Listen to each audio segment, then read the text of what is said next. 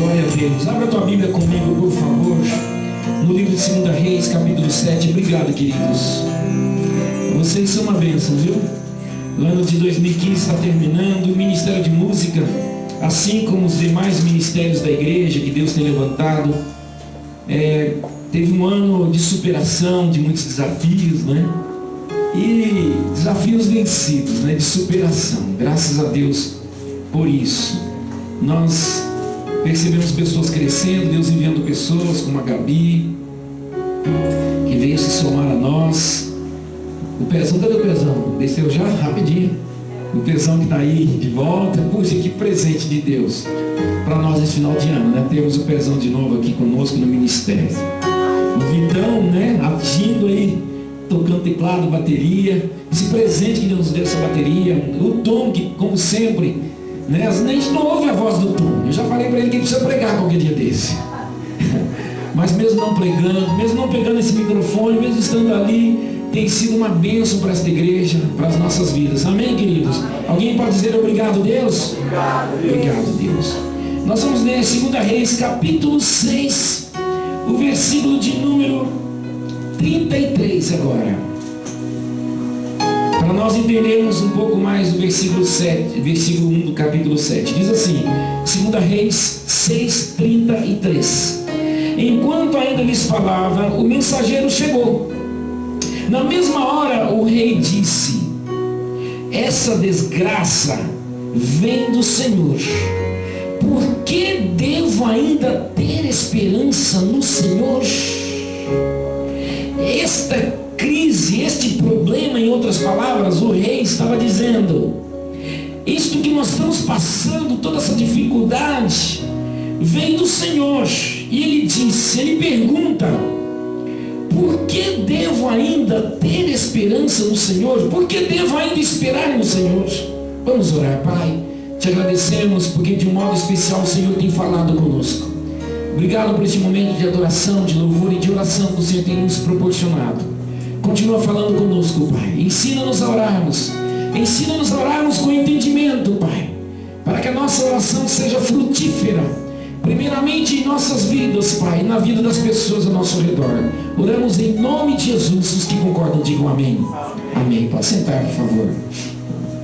Queridos, nós aprendemos no domingo, como nos relembrou muito bem a pastora Ana, que nós temos que dar alguns passos nos momentos de crises, de dificuldades, de infortúnios, de aflição. Mas interessante, amados, é que infelizmente muitos de nós não temos, entre aspas, força sequer para darmos esses passos. Por quê? Porque na verdade, muitos de nós estamos fazendo essa pergunta que fez o rei de Israel aqui. Quem fez essa pergunta no finalzinho do capítulo 6 foi o rei de Israel. Ele estava junto com Eliseu, junto com os demais que pertenciam ao povo de Deus, em Samaria, cercados e vivendo um momento de crise terrível. Crise financeira, crise humanitária, crise social, crise de tudo quanto é tipo. Quanto nome que podia dar, eles estavam vivendo. E Eliseu estava naquele lugar, Deus estava com ele. Só que, primeira coisa que aquele rei fez foi, eu vou procurar Eliseu, vamos cortar a cabeça de Eliseu. Porque tudo isso que nós estamos vivendo aqui é responsabilidade do Senhor. Primeiro ele jogou a culpa, a responsabilidade em Deus. É aquilo que a gente muitas vezes faz, será que Deus não se importa comigo? Eu acho que estou passando por isso porque é da vontade de Deus. Me desculpe bater tanto nessa tecla. É porque eu ouço muito isso, amados. Eu estou passando por isso porque é da vontade de Deus. Deus quer que eu passe isso, Deus quer que eu viva isso. Não, amados, Deus permite que a gente passe por essas situações. Deus permite que a gente passe por momentos de aflições, de crises, momentos de desafios, de infortúnios, momentos em que a gente enfrenta problemas que nós não calculamos, ou imaginamos, ou planejamos viver. Deus permite sim, porque é nesses momentos que a gente cresce mais, é nesse momento que a nossa fé cresce e avança, é nesse momento que a gente se torna um gigante da fé, é nesse momento que a gente é adestrado, queridos, para as batalhas que virão, batalhas seguintes. E o rei de Israel aqui, ele fez uma pergunta, me desculpem, ridícula, mas infelizmente nós muitas vezes fazemos. E ele diz,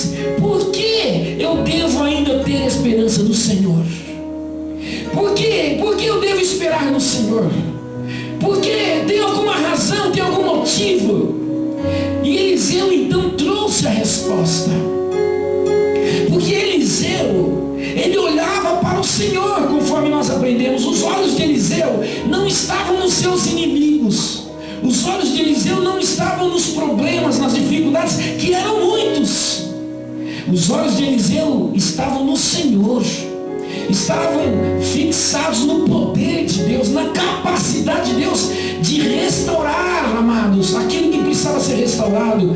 Os olhos de Eliseu estavam no poder de Deus, na glória de Deus, na capacidade de Deus de resolver, sabe, de mudar o quadro que havia se instalado naquele lugar. Os olhos do Senhor, os olhos de Eliseu estavam sim em Deus. É onde devem estar os nossos olhos. Os olhos do rei não estavam apenas nos problemas, e ele estava procurando culpados. Colocou a culpa em Deus, colocou a culpa em Eliseu.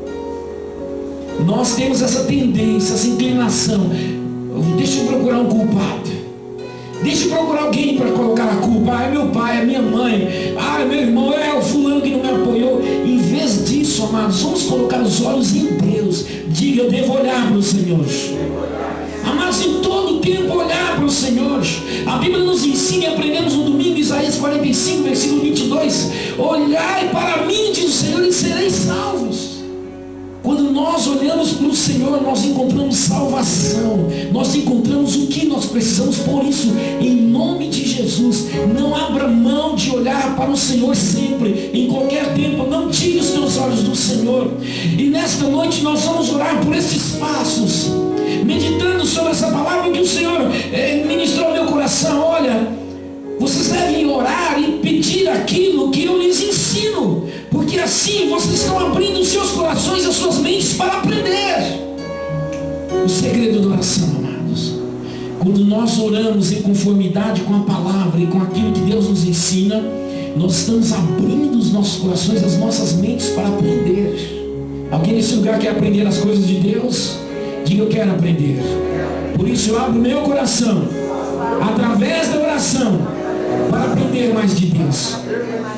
Amados, quando nós oramos de acordo com aquilo que Deus nos ensina, através da oração, eu estou repetindo para que fique bem gravado isso, nós estamos abrindo a nossa mente, os nossos corações, para aprendermos aquilo que o Senhor quer que a gente aprenda. Por isso é importante orar a palavra. Por isso é importante orar sobre aquilo que nós aprendemos. Então a primeira coisa que nós vamos orar hoje, o primeiro motivo de oração: Senhor, me ensina a olhar para Ti e manter os meus olhos fixos em Ti, Deus, aconteça o que acontecer. Amém, queridos? Diga, Senhor, me ensina a olhar para Ti e continuar olhando para Ti, aconteça o que acontecer. Aconteça o que acontecer, nos tempos bons e também nos tempos difíceis. Amados, as circunstâncias não podem mudar o nosso olhar. Para quem você tem olhado, vai fazer a diferença no resultado daquilo que você vai viver lá na frente. Os olhos do rei estavam nos problemas, estavam naquilo que ele estava vivendo, na pressão. Ele vivia uma pressão terrível, ele era rei. Ele tinha que providenciar algum resultado, ele tinha que socorrer as pessoas. Olha, as pessoas estavam praticando canibalismo, estavam matando uns aos outros, estavam desesperados, já não havia mais comida. E aquilo foi pressionando o rei, e ele começou a procurar só problema, só dificuldade. Olhou para Eliseu, Eliseu culpado, é Deus o culpado. E ele mesmo declarou: eu não tenho motivos para ter esperança no Senhor. Ele não tinha motivos porque ele não orava para Deus. O olhar dele não estava em Deus, mas o nosso vai estar continuamente no Senhor. Amém? Diga, o meu olhar, os meus olhos estarão em Deus. Estarão em Deus, amados. Segundo motivo da nossa oração nessa noite, nós aprendemos no domingo, e é importante a gente se lembrar: nós precisamos nos encher de Deus. Nós precisamos nos encher da sua palavra. Nós precisamos guardar a palavra. A Bíblia nos ensina que a boca fala daquilo que o coração está cheio, amados. Quer saber do que está cheio uma pessoa? Conversa com ela alguns minutos. Discuta com ela alguns assuntos. E você vai ver do que está cheio o seu coração. Mas talvez hoje, para a nossa reflexão, seja melhor nós mesmos olharmos ou escutarmos as nossas vozes, para vermos como como e do que nós temos falado. Queridos, Eliseu falava de Deus porque ele estava cheio de Deus. Eliseu não era um bitolado, um fanático, mas era um homem que tinha a sua vida centralizada em Deus. Ele se enchia de Deus, falava com Deus, ouvia Deus, pesquisava a respeito de Deus, meditava nas coisas de Deus. Porque muitos de nós, amados, nos desesperamos e não sabemos o que fazer nos momentos difíceis, porque nós não estamos cheios de Deus. Aliás, muitos de nós temos muito pouco de Deus, muito pouco de Deus. E quando vem o tempo difícil, os dias maus que a Bíblia diz que virão, os dias da aflição, a gente entra em desespero, como entraram em desespero aquelas pessoas naqueles dias, e pessoas que a gente está vendo ao nosso redor. Há pessoas que estão terminando esse ano debaixo de desespero, sem saber o que vão fazer em 2016. Há pessoas que já estão terminando 2015 desesperados, desestabilizados, desesperançados, afligidos e sem saber o que vão fazer. Por quê? Porque não tem dentro deles, em seus corações, em suas mentes, nada de Deus. Amados, a palavra de Deus gera fé e esperança em nossos corações. Por isso é importante que nós estejamos cheios da palavra de Deus, cheios da presença do Senhor. Esta noite será esse o nosso segundo motivo de oração. Senhor, me encha da tua presença. Senhor, me encha do teu Espírito. Senhor, me encha da tua palavra. Senhor, que a tua palavra fique gravada no meu coração e na minha mente, Deus. Senhor, que eu possa confiar em Ti, Deus, estejam as coisas boas ou ruins. Falem o que falarem de mim, Deus. Que eu não desista do Senhor, que eu confie no Senhor, que eu continue crendo e esperando no Senhor, Deus. Sabe, queridos, o segredo aqui é se encher de Deus. Diga, eu preciso me encher de Deus. Diga, eu preciso me encher da palavra de Deus. E a oração também é uma das formas de nós nos enchermos de Deus. Porque quando nós oramos, nós falamos com Deus, mas Ele também fala conosco. A oração não é um monólogo, eu sempre repito isso, mas a oração é um diálogo de duas pessoas que se amam, nós e Deus. Nós precisamos falar com Deus, precisamos meditar nas coisas de Deus e permitir que o Espírito Santo de Deus fale conosco também. Quando nós ouvimos a voz de Deus, nós nos enchemos de Deus, amados. Nós nos enchemos de Deus. Muitas vezes as pessoas pensam assim, para eu me encher de Deus, eu preciso passar horas e horas e dias jejuando e orando. Não, amados, não é necessário fazer isso. É necessário sim ter uma vida de oração, como nós já ouvimos. É necessário saber que nós dependemos de Deus, que a oração vai ser bênção na nossa vida, será bênção na nossa casa. Através da oração nós atraímos a presença de Deus no nosso lar, na nossa família e em nossas vidas. Sejam apenas alguns minutos diários. Sejam alguns minutos ao levantar, ao almoçar, ao jantar e ao deitar. Sejam esses minutos, sabe, amados, presentes em nossas vidas, serão suficientes. Já estarão nos dando uma porção da presença do Senhor, amém? É importante, queridos, que a gente se encha de Deus, porque quando nós nos enchemos de Deus, da sua palavra, nós temos sim gerado dentro de nós a esperança e a fé, amém? Diga, eu vou me encher da presença de Deus, da sua palavra. Lembre-se, em todo tempo nós precisamos de Deus. Quando nós nos enchemos de Deus, nós nos fortalecemos. Há pessoas que se tornam fracas, e talvez a característica que mais chama atenção em sua vida é a fraqueza, a debilidade. Há pessoas que não são fracas por natureza, se tornam fracas no decorrer da sua vida. Por quê? Porque não se alimentam adequadamente da palavra de Deus. A comparação aqui é com alguém que não se alimenta bem. Entra numa dieta alimentar muito restrita, eu diria, muito difícil, qual a palavra aqui? Uma dieta radical, vamos usar a palavra radical. Eu não vou comer carboidrato, eu não vou comer proteína, eu vou comer apenas algumas coisas de vez em quando. O que é carboidrato?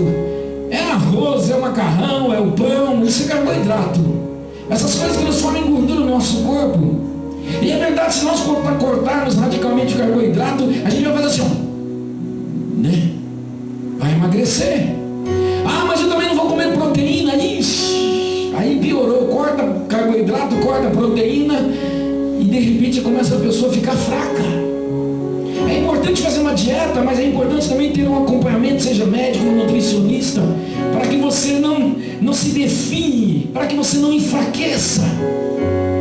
Porque é necessário se alimentar adequadamente.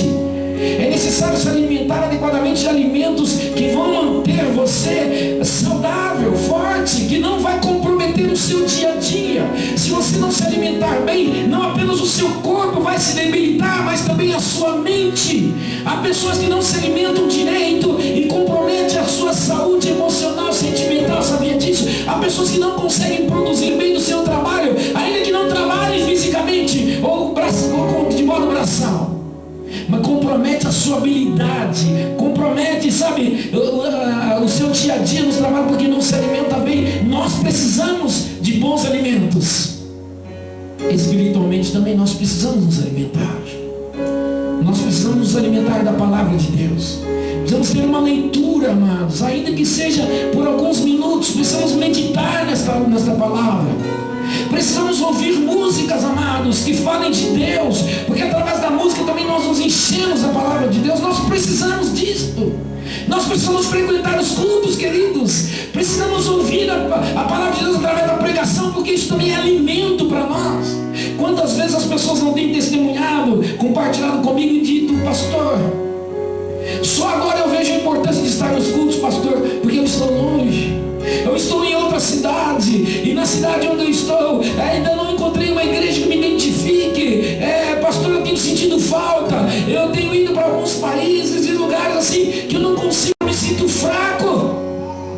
Está faltando alguma coisa. Eu leio a Bíblia, tem sido um alimento para mim, mas eu me sinto fraco. Um dos motivos e razões que nós também implantamos aqui a transmissão pela internet, eu não sei quantos sabem disso, é para cuidar e alimentar os nossos irmãos que estão longe. É esse um dos motivos. Não é porque a gente quer se aparecer na internet. Não é este o motivo. A razão é: as pessoas precisam se alimentar da palavra, porque senão também ficam fracas. Por isso, nosso segundo motivo de oração nessa noite é: Senhor, me ensina a me encher de Ti. Me ensina, Deus, a me encher da Tua palavra.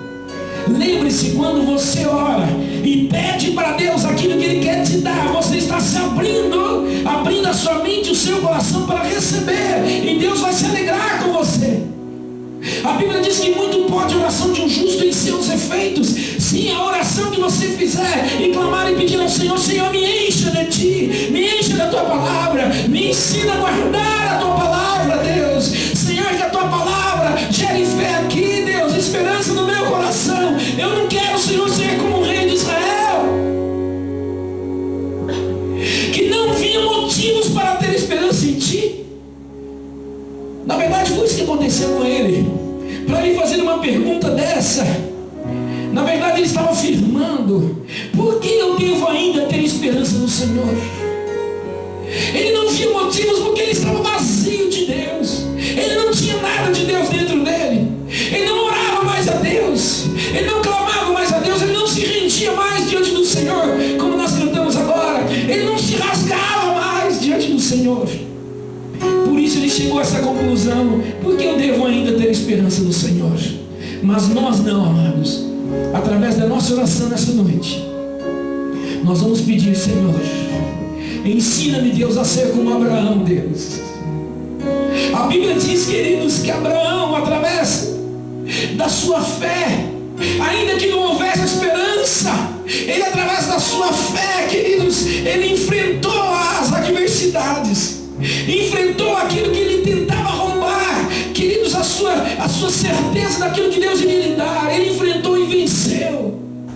A Bíblia diz, queridos, que ele enfrentou e creu contra a própria esperança. Através da sua fé ele venceu. Diga: eu vou vencer toda oposição contra a minha vida, contra os projetos de Deus, através da minha fé. Segundo motivo importante: Senhor, me ensina a me encher de Ti. Me ensina a encher-me, ensina-me, Senhor, a me encher da Tua presença. E o terceiro motivo, a Bíblia diz, queridos, e aqui eu quero chamar-lhes a atenção mais uma vez para a palavra no coração de Eliseu, que foi expressa através da sua boca no capítulo 7, versículo 1. Eliseu respondeu: ouço a palavra do Senhor. Assim diz o Senhor: amanhã por volta desta hora, na porta de Samaria, tanto uma medida de farinha como 2 medidas de cevada serão vendidas por uma peça de prata. O que ele estava dizendo aqui? Olha, amanhã a situação será bem diferente. Aleluia, diga aleluia. Eliseu não sabia o que iria acontecer. Eliseu não sabia precisamente como o quadro circunstancial seria alterado, como as coisas ficariam melhores. Ele não sabia, eu também não sei exatamente, mas eu sei que 2016 será um grande ano. Eu não sei exatamente o que o Senhor vai fazer na tua vida, eu não sei como Ele vai te levantar, mas Ele sim, Ele vai te levantar, Ele vai te abençoar, vai abençoar a tua casa. Quantos creem nisso, digam amém? Amém, diga eu creio. E amados, há um segredo aqui. A Bíblia diz que quando ele ministrou, compartilhou, abriu a sua boca, queridos, e expressou aquilo que estava no coração de Deus, a Bíblia diz que muitos creram, mas um oficial, o braço direito do rei, aquele homem talvez de tanto orar com o rei, havia sido contaminado pela incredulidade, pela dúvida. Falou: o quê? Olha o versículo 2, olha o que diz aquele homem. Antes de nós dizermos, cuidado com quem você anda, cuidado com quem você ouve, porque olha, se você andar com um homem, uma mulher de Deus, pessoas que ministram a palavra de Deus, você vai se encher de fé. Mas se você andar com incrédulo, com pessoas que só abrem a boca e falam bobagem, há pessoas, me desculpem a expressão que eu vou usar agora, vomitam incredulidade e dúvidas, olha, isso vai contaminar você. Aliás, se não já não tem contaminado. E talvez seja a resposta para muitos que estão aqui e muitos que estão nos ouvindo. Eu não consigo crer, porque você só anda com incrédulo, só ouve besteira. O oficial em cujo braço o rei estava se apoiando, veja, o oficial contaminava o rei contaminava ele. Diz o versículo 2 do capítulo 7. Você que está nos assistindo, preste atenção. O oficial em cujo braço o rei estava se apoiando disse ao homem de Deus: ainda que o Senhor abrisse as comportas dos céus, será que isso poderia acontecer? Isso é uma dúvida, diga dúvida, diga incredulidade. Amados, a incredulidade, ela é mais terrível do que se imagina. A incredulidade nos rouba, a incredulidade nos faz estagnar, parar, andar para trás. A razão pelas quais aqueles 10 espias não entraram na terra prometida, não entraram na terra de mano, leite e mel, é porque eles não creram. Incredulidade. Incredulidade entristece o coração de Deus. Incredulidade nos afasta da terra que o Senhor preparou para nós. Incredulidade rouba assim tudo aquilo que Deus preparou para nós. Não seja incrédulo, mas seja crente. Ou seja, creia em Deus, creia na sua palavra. Está difícil crer? Encha-se da palavra, encha-se de Deus. Peça ao Senhor: Senhor, me ensina a crer, Deus. Senhor, eu estou com dificuldade de crer nisto. Eu sei que muitas vezes nós ministramos nesse lugar e você ouve palavras do coração de Deus através da leitura bíblica, e você não gosta de falar: Senhor, mas eu posso crer? Claro que você pode crer, é a palavra de Deus. Senhor, mas é muita ousadia. Está aí uma coisa que agrada o coração de Deus: pessoas, homens e mulheres ousadas, amém? Por isso, o terceiro motivo: creia em Deus. Não seja como este oficial, não seja como este general. Este homem duvidou, este homem falou: ainda que o Senhor abrisse as comportas dos céus, ainda que abrisse, ele disse: será que isso poderia acontecer? Essa pergunta, na verdade, também, assim como foi uma expressão do rei, foi uma afirmação, foi aquilo que ele tinha dentro do coração dele. Ou seja, ele disse: que é isso? Isso jamais vai acontecer. De hoje para amanhã mudar? Hoje a gente procura um quarto de uma cebola, a gente paga não sei quanto de prata, e amanhã... E Eliseu advertiu e falou: olha, deixa-me dizer uma coisa, por causa da tua incredulidade. Versículo 2, ainda lá no finalzinho, Eliseu advertiu: você o verá com seus próprios olhos, mas não comerá coisa alguma. Queridos, esse é o risco que nós corremos por causa da incredulidade. Da gente ver as pessoas contando testemunho, a pessoa vivendo, a pessoa crescendo. Durante os nossos anos de ministério a gente tem visto isso. Pessoas crescendo, pessoas mudando, pessoas prosperando e outros estagnados. Estão vendo, mas não estão comendo. Estão vendo o testemunho dos outros, ouvindo, né? Mas não estão vivendo. Mas por que acontece? Falta de fé. Diga, falta de fé. Por isso, em nome de Jesus, se você tem sido um desses oficiais do rei, um desses incrédulos, clame ao Senhor nessa noite e fala: Senhor, me perdoa. Me perdoa porque eu tenho sido incrédulo, Pai. Amados, muitas vezes nós ministramos, contamos testemunhos nesse altar. E olha, queridos, muitas pessoas, é como se dissessem assim de modo audível: não é bem assim. O pastor está forçando. Às vezes a gente ouve testemunhos, né? Na televisão, rádio, agora no Face também. E muitos de nós falam: a pessoa está exagerando. Não é bem por aí. Eu já ouvi tanto isso, mas nunca vi de perto isso. Eu nunca... O que é isso? Deus dá um carro. Deus preparar para que a pessoa tenha uma casa. Queridos, eu estive este ano ainda lá na cidade de Dallas. Eu tive o privilégio de ir numa igreja. E logo que terminou o culto pela manhã, foi uma manhã de ceia, eu fui convidado para ir com alguns irmãos na casa de um casal que havia ganhado uma casa. E os irmãos falaram: pastor, olha, é incrível este casal, é um testemunho muito forte, porque eles não tinham condições alguma de comprarem uma casa. E olha, para que edifique a tua fé, para que a igreja se edificar, nós vamos fazer um churrasco lá na casa deles. Eu cheguei a tirar algumas fotos.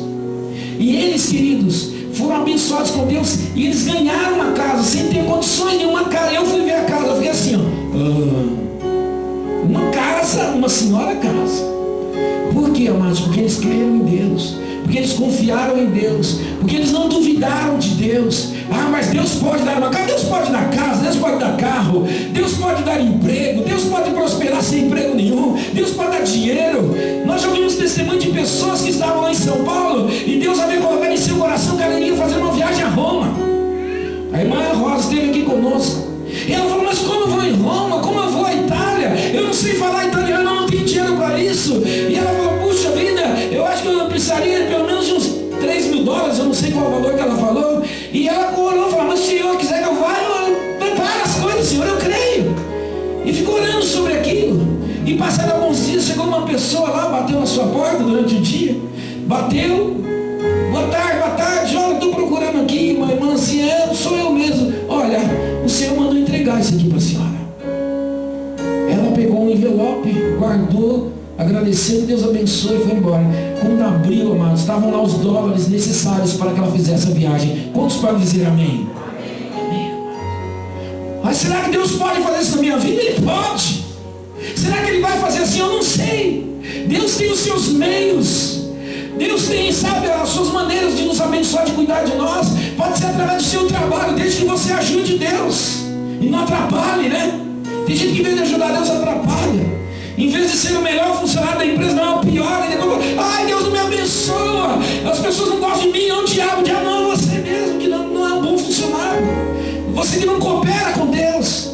Queridos, nessa noite nós precisamos orar e falar: Senhor, ensina-me a crer em Ti. Quantos estão dispostos? Amados, Eliseu não sabia o que Deus faria e como faria, mas ele sabia que Deus faria.